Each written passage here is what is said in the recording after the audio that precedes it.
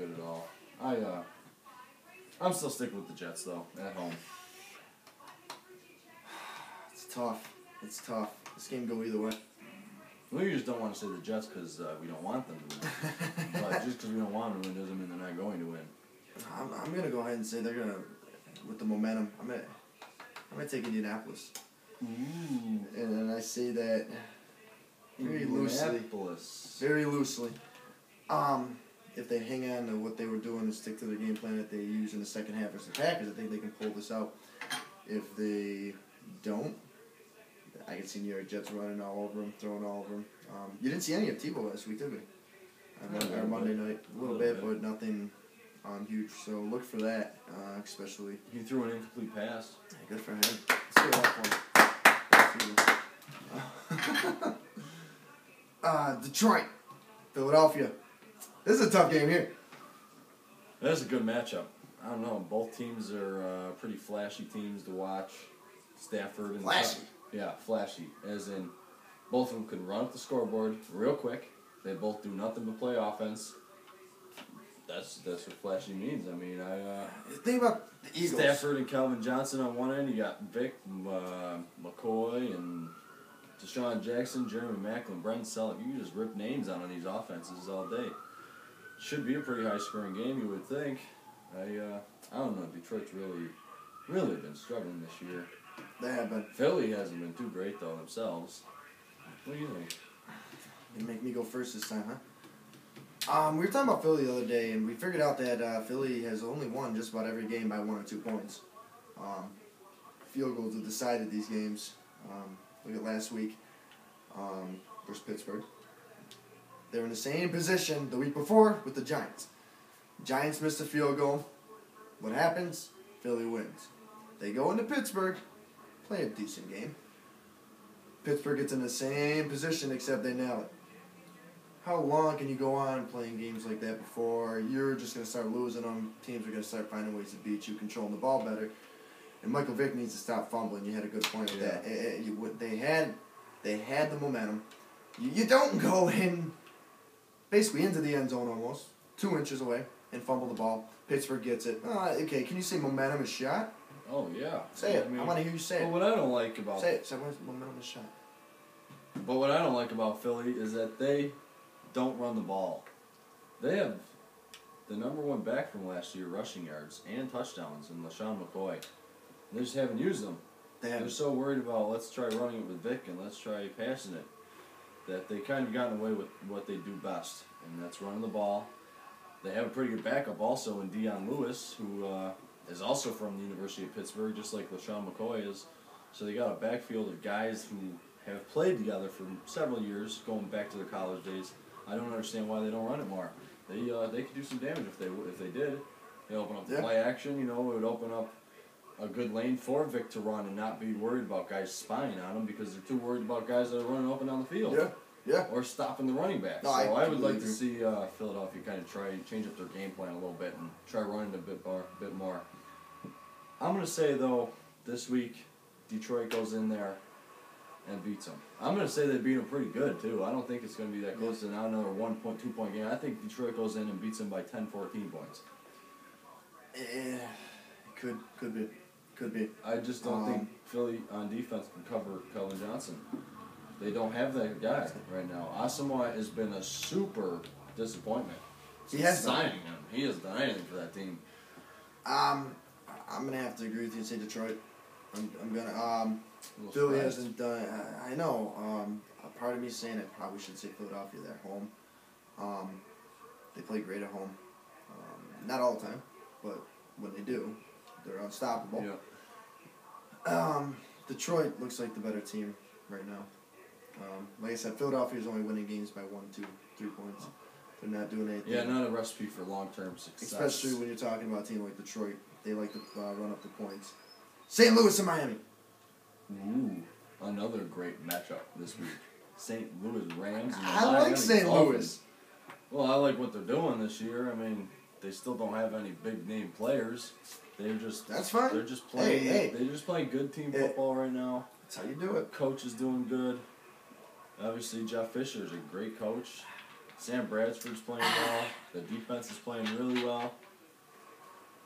Miami's been playing well, though, too.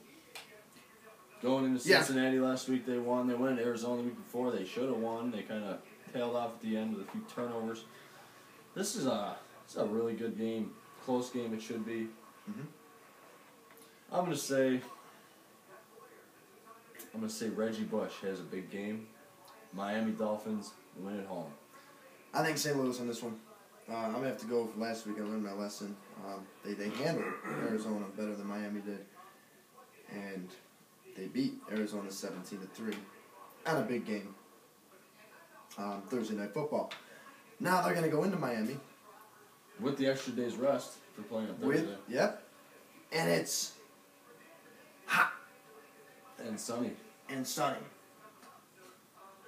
So, St. Louis is going to go in there, and they're going to win this with no problem. I think they're going to go in and handle them, and this by third quarter, you see maybe a 20-7 score, I think, something like that. Prediction. Excuse me. I see that coming. Because it's hot. Don't look at me like that. Dallas and Baltimore. Ooh, this could be the biggest game of the 1 o'clock ones. Pretty good matchup. Dallas, Baltimore. I'm thinking Baltimore.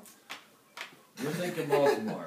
Well, I think majority of people will say Baltimore because it's in Baltimore. I would take Baltimore versus Dallas. A really good home team. I'm not. I'm taking the Dallas Cowboys. Oh, here we go. Baltimore Ravens defense struggling right now. They have not the defense that they've been over the last few years. Yeah, struggling. Okay, struggling. They haven't allowed a 100-yard rusher in the first half of the game in 22 years. He didn't get any touchdowns. What did they do this year? He busted off 125. They allowed a 125-yard rusher in the first half last week. They allowed New England Patriots to put up 30 on them at home. They've allowed other teams to go in and score on them. They did not start off too great. Flacco was playing awesome, but outside of that, I don't think Baltimore is the team this year.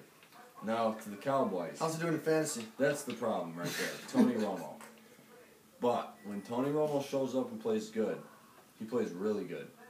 And I just think they're coming off a bye week. I think he had one good game. I think he had one good game.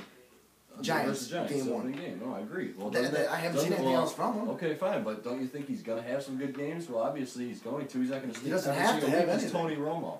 He's going to come out this week, and this is going to be the week where he plays good, and it makes the rest of the team play good. And Dallas Cowboys go out and pull out a win from the Baltimore Ravens. I don't see it happening. I'm going to take Baltimore. Yeah, don't listen to a loser from last week. Wait, and what happened the week before that? Who won? I forget. Who won the week before that? No. You want to stick with Dallas? You stick with Dallas, but I'm going to stick with Baltimore on this one. New England, Seattle. In Seattle. Well, last time New England went there, I remember watching that game on TV, and New England really struggled. And that was when they had Tavares Jackson playing quarterback for the Seahawks. Yeah. And Seneca Wallace. And they did not do very well. They ended up winning. They pulled it out at the end. They got pretty lucky. Seattle made a bad turnover with 2 minutes left. It allowed New England to come down, take the lead at the end of the game. It could be like that again. This could be a little bit of a trap game for New England. Coming off some pretty big wins here. They whooped on the Bills. Then they come home and they really played great versus Denver. Got a big win there. I don't think New England is going to lose this game. But it's not going to be they're just going to go in there and kick their ass all game. I think it's definitely going to be a close game. Seattle's a really good home team. The crowd is great there. They got the loudest stadium in the league. I'm going to say New England wins a tight matchup, maybe by like 4 or 5 points. I'm going to definitely say New England's going to win this. I'm going to say it's going to be a little bit more than what you're saying. You're saying it's going to be a tight matchup. I'm not saying it's not going to be tight. I'm going to say they've been consistently, the second half, going in there and really pounding it to these teams. No, not so much Denver. Denver actually almost came back and beat them. I shouldn't say almost beat them, but New England is going to take this, I think, by 10 to 14 points. Well, they should. I'm not saying they should. They definitely should. I mean, statistically, they should. So I think we're pretty safe to say New England, both of us. Yeah. So Tom Brady, get it done. Not that you're on my fantasy. I need you. I can't afford another loss. Hang on, I want to press on this for a minute. Can't two players...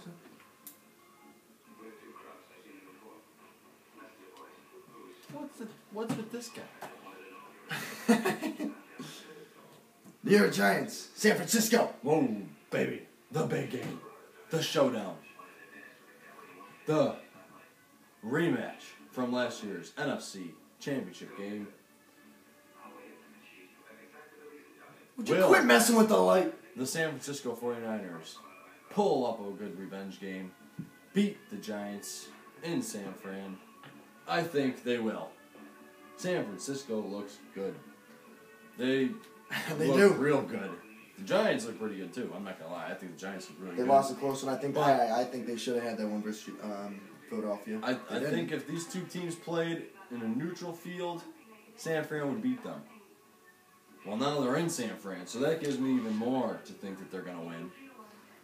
They have the revenge behind them. They remember what happened to them last year in that playoff game. They don't want to go and lose to them again. I just really like what San Francisco's doing. They run the ball. They can throw the ball. They can stop you. They're one of the top kickers in the league, so they know they can kick field goals. They can kick off. Coverage is good. Everything about San Francisco is good. The coaching staff is good. The players they have are good. I'm going with the Niners. You know, and I like the G-men. Everybody knows I love the G-men. I love the way they play. I love Eli Manning. The way he runs that offense. I love you. Like that? Is there something you want to tell him? Go ahead, you can tell him. Oh, there it is. Go ahead and tell him. Eli, it's me, Samson. I love you. You gotta be Samson to say Samson. You can't be Samson unless you are Samson. I was speaking from your heart. Nice and fluid. I'm gonna say San Francisco. Same boat as you. San Francisco, they look great. They allowed 3 points in the last 2 games. 3 points. 3. They allowed as many points as the Bills scored last game. That would equal the 3. Yeah, but what's that tell you? Tells you we stink and they're really good. Minnesota, Washington. Ooh. That's a good one. Minnesota at Washington. If this one's in Minnesota, I'm saying Minnesota beats them bad. But going into Washington, RG3 got a little bit of a concussion last week. I'm gonna say he does not play as well as he's been. I think it's gonna wear on him a little bit. Mm-hmm. I think he's gonna be thinking about it. I think it's literally gonna be bothering him because it's a physical ailment. Unless they can establish a ground game with Morris, I don't think Washington's going to be able to do much at all. I'm going to say Minnesota goes in, pulls off a good road win, and increases themselves to 5-1. Who would have seen that coming? Not me. I remember, what was it, 2 years ago? Not even playoff contenders. Yeah, I don't know. This team could definitely end up as a division winner, let alone a wild card team. Woo! Minnesota. I'm taking Minnesota for the same reason that you're saying.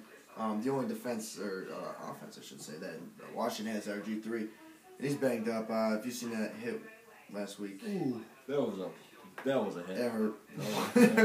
It hurt to watch. You knew the minute he got hit. He needs to learn to go out of bounds, slide. This isn't college no more. You're not going to get hit by somebody that's maybe the same size. No, these guys are built to hurt you, and they're going to hurt you every chance they get. And RG3 found out the hard way that that's going to happen. So I'm going to take Minnesota on this one. Ooh, Sunday night. Green Bay at Houston. Well, ole, ole, ole, ole. I don't know. The cheeseheads over there up in Green Bay can't be very happy right now with what they're seeing out of their Green Bay Packers. Aaron Rodgers not off to the start that he was expecting. Greg Jennings has been really hurt this year. Defense hasn't done much of anything. They've done a lot of complaining, especially after that Monday night loss to Seattle with the Hail Mary. They complained all week. Then they go and they take a big lead at Indianapolis, and they go and they blow that. Things are just falling apart right now for Green Bay. Sad to see it. Green Bay out right after the Bills is my team. New England's not too far behind them. And it's a shame to see them struggling like this. On the other side, you got the Houston Texans, who are playing